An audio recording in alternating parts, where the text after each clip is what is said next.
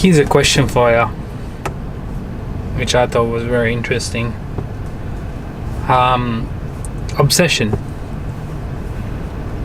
People, it's interesting for me because obsession is considered a negative word in some cases, but it is actually a negative and a positive word. I think that got me thinking about a lot of different words where we consider them, oh, these are negative or these are bad, and these are positive and this is what you need to do. I think there's every single word in the dictionary, well, I guess emotions wise, they have a positive side as well as a negative side. That's what I saw. Anger, for example, people talk about anger management. People talk about constantly just saying, you shouldn't be angry. Sometimes you do. Anger is probably one of these emotions that will, take you over the line if you need to get something done. In my case, anyway. Look, is there destructive emotions? Yes. Depends on how you use it. Love can be a destructive emotion. People do very scary things for love. And does that mean that love is positive? Not in that instance. So I just wanted to talk about that really quickly before I start off the day, because it was a very interesting thought that came up this morning. Now, today, what I was thinking about and I was journaling about this morning was about vision, where you want to be. I was talking to you about in my other video about how these vlogs are about having ownership of what I want to do and where I want to be, and because of that, I think vision is part of it. You need to clearly know where you want to be at the end of all this. And I have a lot of debates with different people about what success is, and like I said before in my previous videos, success depends on different people. For different people, success is a different definition, and it's important that you define what success is. And I think it's the same thing with defining your goals.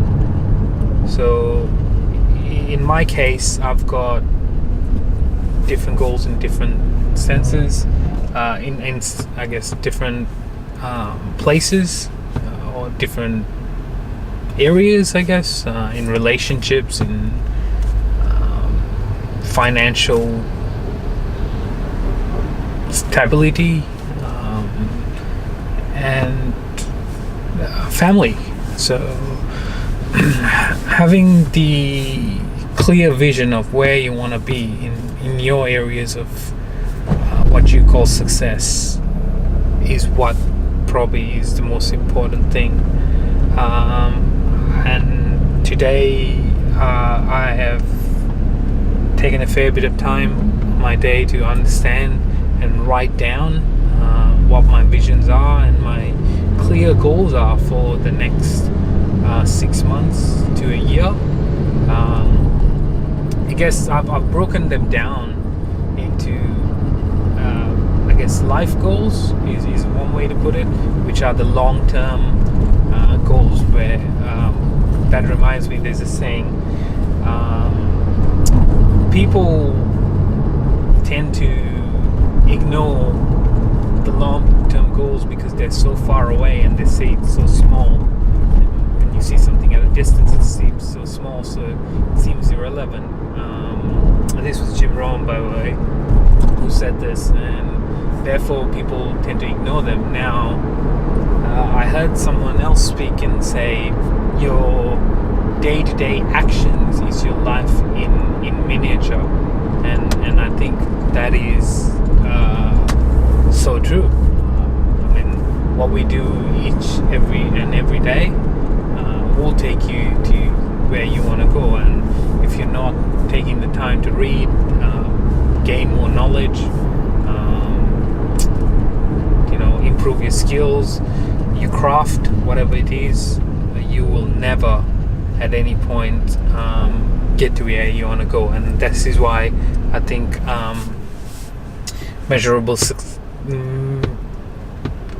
measurable results in reasonable time is very important. So to do that, write things down and work on it. I think the most important thing is taking action. I was a huge culprit of always writing things down, but I never took action. I would write a to-do list on a Saturday morning or on a Friday night for the Saturday, and I look at it and go, oh yeah, I can do this. I'll just watch a couple of movies in the morning or play PlayStation, and then I'll start on it. Never. Trust me when I say this, it never works.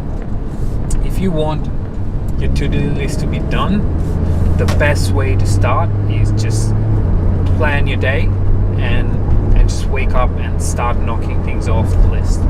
Otherwise, you will never finish the list, and you end up settling for second best, where I'll do this too, and the rest I'll do on another day or something like that. So mind you, this happens to me quite often, and I am trying my hardest to work on it and improve on it, and I guess self-discipline is the key to getting things done. The definition of self-discipline, from what I've read, is doing what you have to do when you have to do it, whether you like it or not. And in that case, when you have to do the to-do list, and even if you're not happy with doing it, you just have to do it. That's it, simple as that. So